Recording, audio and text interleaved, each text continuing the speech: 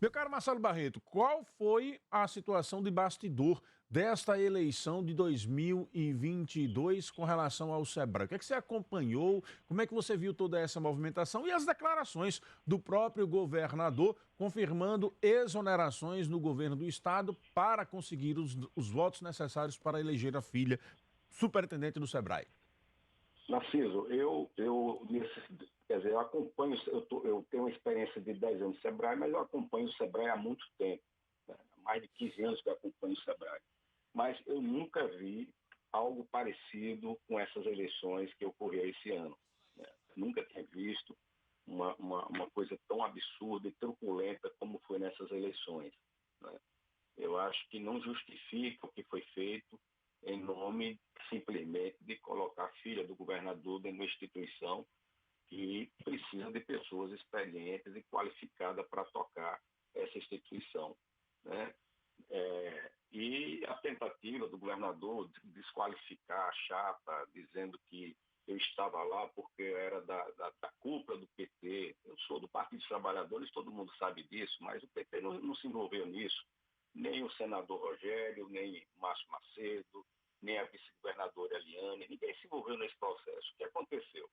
O governador montou a chapa do governo, né, que sempre foi formada com os empresários, e deixou de fora as duas principais federações, a Federação da Indústria e a Federação do Comércio e Serviço, que são as duas maiores, as que mais contribuem para a instituição, né? E eu tenho amizades, né, tanto com o Marco como com o doutor Eduardo da Federação da Indústria, e eles se sentiram alijados do processo, né? Você não compõe uma diretoria do Sebrae sem ouvir essas duas instituições, sem levar em conta o peso econômico e político dessas instituições. Então eu fui procurado, eu conversei com eles e me comprometi em pegar o apoio do governo federal, principalmente o governo que vai entrar no próximo ano, né? E o governo federal aqui tem a sua participação no Conselho através dos bancos oficiais, né?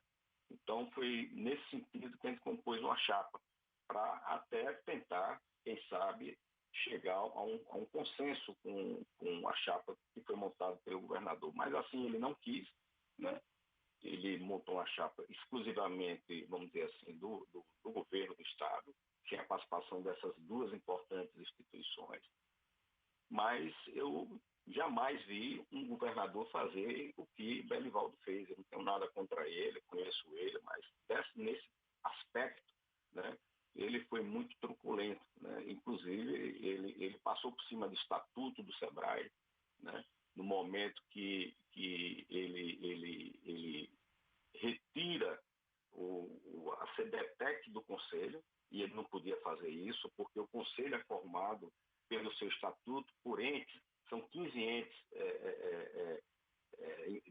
de instituições que fazem parte do Conselho. Então, quem se dirige ao Conselho do Sebrae, por exemplo, no caso do governo do Estado, é o Banese, o ITPS, a Secretaria da Indústria, não é o governador. Ele deveria ter tirado o secretário, se assim ele quisesse, não teria problema nenhum. Mas ele, de ofício, ele tirou a delegação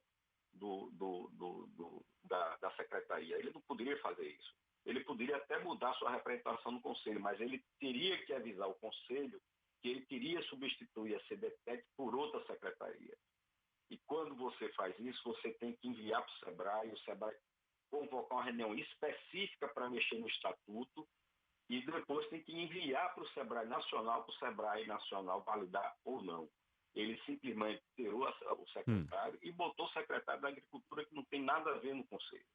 Agora, Então, acho que Marcelo... isso já foi um absurdo. E depois ele, da entrevista que ele deu, ele fez isso, deixou claro, né? Ele usou, inclusive rasgou a lei do nepotismo, com as palavras dele, né?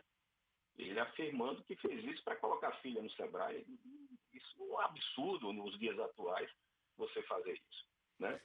Por exemplo, eu fui diretor na área administrativa do Sebrae, o tempo que eu passei lá, eu fiz 2 seleções públicas, eu proibi meu filho de fazer a seleção, e ele era agrônomo, formado com mestrado, fazendo doutorado. Eu não permiti que ele fizesse concurso, porque eu era diretor na época, para não as pessoas imaginar, caso ele passasse, que houve favorecimento. Então,